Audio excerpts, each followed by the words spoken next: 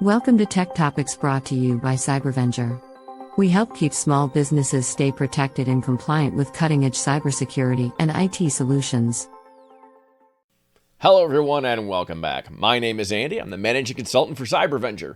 Today we're doing another deep dive into the NIST 800-171. We're going to go through all 110 controls in this series, and today's control is 3.5.6. So if you look down here, we'll see that we want to disable identifiers after a defined period of time. In the last video, we discussed what the heck an identifier is. It's just a user account or a computer account or some other account that can be granted permissions in some way, in some fashion. So what they mean by disable after a defined period of time is they mean if there's a derelict account that nobody's using. Let's say I was setting up a bunch of laptops one time and I need a generic user to log in and install software, and it was LP admin 5, and we just used that account just for that. We installed the software and then we shut it down, and then I never went back and cleaned it up. Now there's this account sitting out there called LP admin 5, and it has rights to do stuff that maybe, because installing software that maybe not everybody has, or let's say it is just a playing user account. It doesn't, just for testing, it was there, LP test user, whatever.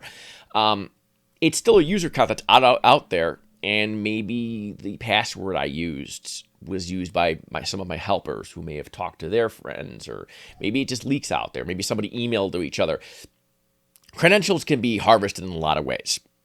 So you got this derelict account sitting out there that's not being watched, not being protected. If the account was logged in maliciously and somebody changed the password, nobody would notice.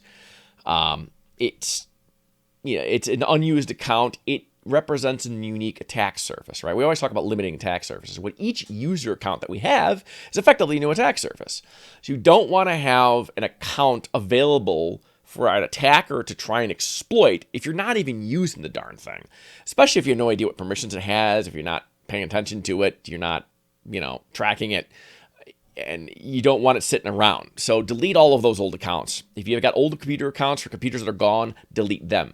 And most users, as I've mentioned before, I like to use examples in these deep dives, are using Active Directory, right? Active Directory is very common in small business and large businesses as well.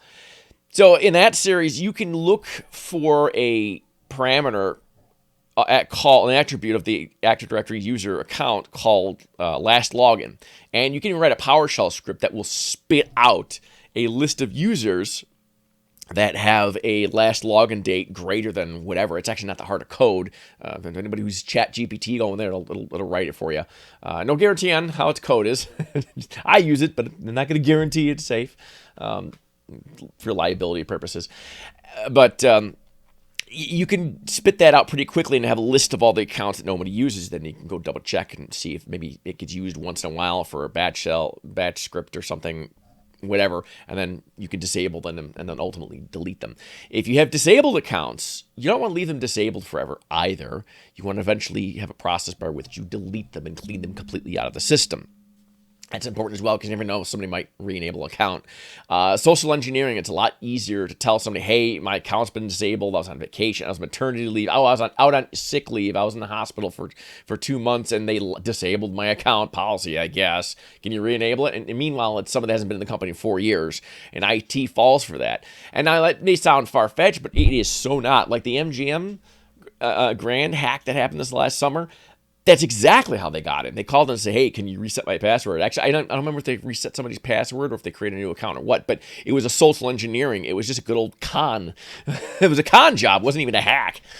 So these kinds of cleanup tasks are very important to establish a fresh, clean layer of security that the other layers can work together to build a layered defense, right? Any of this cleanliness, uncleanly systems left behind, all your due diligence there of all doing that tidiness, house cleaning. That's the term I'm looking for. Any of your house cleaning that's left undone can be a security problem waiting to be exploited in the future. So that's all you got to do to comply with this one, is just make sure that you delete accounts, computer accounts, user accounts, anything that fits that description that can have permissions and rights to it, that can allow people access. Delete them when they're not needed anymore. If you have Active Directory, there's a pretty easy way to do that. There are plenty of PowerShell scripts out there that'll do that sort of thing. Linux for other systems, same thing. You could argue that a regular password change requirement would do this if you can't log in after the expiration. So, perfect example of that, if you have a VMware system and you let the root account lock, you can't get in with that root account. It's too late. You had your chance to change it, you'd failed.